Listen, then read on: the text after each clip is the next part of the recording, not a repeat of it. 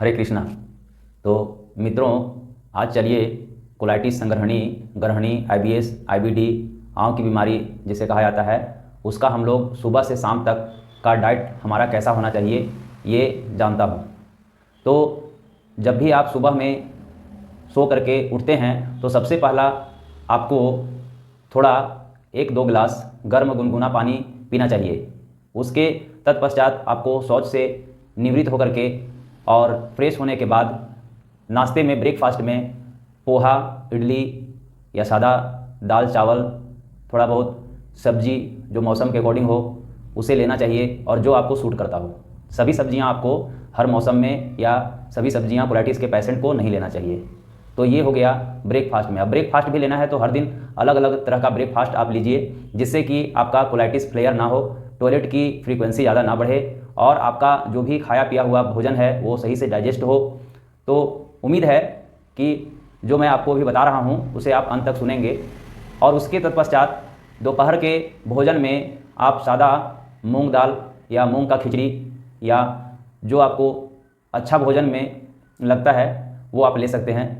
उसके बाद आपको सादा चपाती लेना है और तला भुना हुआ चीज़ नहीं लेना है, ऑयली स्पाइसी चीज़ नहीं लेना है। कुछ थोड़ा बहुत दाल ले लेना है और ख़ास करके दाल में आपको मूंग दाल और अरहर दाल लेना है, वो भी बिना छिलके वाला। कभी कभी शाम के समय में आप डव पानी पी सकते हैं या फिर अगर 3 से 4 बजे तक का बात किया जाए तो आप थोड़ा थोड़ा अनार का जूस ले सकते हैं। तो इस तरह से अगर आप अपना डेली खान पान में सुधार रखेंगे, डाइट में सुधार रखेंगे, तो आपका कोलाइटिस देखेंगे कि धीरे धीरे क्योर हो रहा है। मैं भी बहुत ज़्यादा परेशान रहता था कोलाइटिस में, मुझे नींद तक नहीं आती थी, बहुत ज़्यादा डिप्रेस्ड हो गया था, डिप्रेशन में मैं चला गया था। लेकिन अभी ऊपर वाले के आशीर्वाद से और मेरा डाइट के हिसाब से मेरा कोलाइटिस ठीक है। तो मैं सुबह से शाम तक, यानी सुबह में 5 बजे से लेकर के 5 बजे शाम तक 2-3 मैं भोजन लेता हूँ, 2-3 बार ही मैं अपना डाइट लेता हूँ, आहार के रूप में जो भी होता है वो लेता हूँ और जो मुझे सूट करता है वही मैं लेता हूँ। जैसे सुबह में गुनगुना पानी से अपना दिन शुरू किया, फिर आपको मैं बता दे रहा हूँ, उसके बाद इडली, पोहा या साबूदाना का खिचड़ी या फिर दाल भात, थोड़ा बहुत भुंजिया, सब्जी, चोखा, चटनी जो भी मेरे पास उपलब्ध होते हैं वो ले लेता हूँ। और ये हमारा हर दिन कुछ ना कुछ नया चेंजिंग रहता है। ये नहीं कि आज मैं पोहा लिया तो कल भी पोहा लिया, परसों भी मैं पोहा लिया, परसों भी मैं इडली लिया, ऐसा नहीं करता हूँ।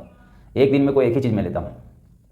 और उसके बाद दोपहर के खाने में दाल चावल, तो आप जानते हैं कि हमारे इंडिया में सबसे ज़्यादा स्टेपल फूड के रूप में देखा जाता है। तो दाल चावल, उसमें 1-2 चपाती आप रोटी ऐड कर सकते हैं। शाम का बात किया है तो 5 से 6 बजे तक में आपको शाम का खाना खा लेना है, जिसको डिनर बोला जाता है। तो डिनर आपको कर लेना है और डिनर में वही आपको खिचड़ी, साबूदाना का खिचड़ी, पोहा या फिर इडली 1-2 या फिर आप सादा चपाती बिना छिलके वाला दाल, मूंग दाल या अरहर का दाल, तो ये सब आप ले सकते हैं। डब पानी पी सकते हैं। और इस तरह का अगर आप रूटीन फॉलो करते हैं तो आपका भी कोलाइटिस पूरा जड़ से धीरे धीरे खत्म होगा। और सुबह में आपको हल्का फुल्का वॉकिंग करना होगा, जॉगिंग करना होगा, योगा करना होगा, कुछ अभ्यास करना होगा जो कोलाइटिस पेशेंट के लिए अच्छा होता है।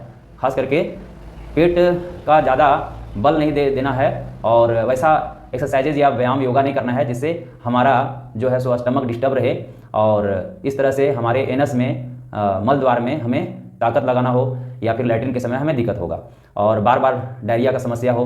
तो इस तरह से, और इसमें कुछ सावधानियां बरतना है कि आपको तला भुना हुआ चीज़ बिल्कुल नहीं लेना है, अवॉइड करना है। मिल्क प्रोडक्ट्स, डेयरी प्रोडक्ट्स जिसको बोलते हैं, वो बिल्कुल भी नहीं लेना है।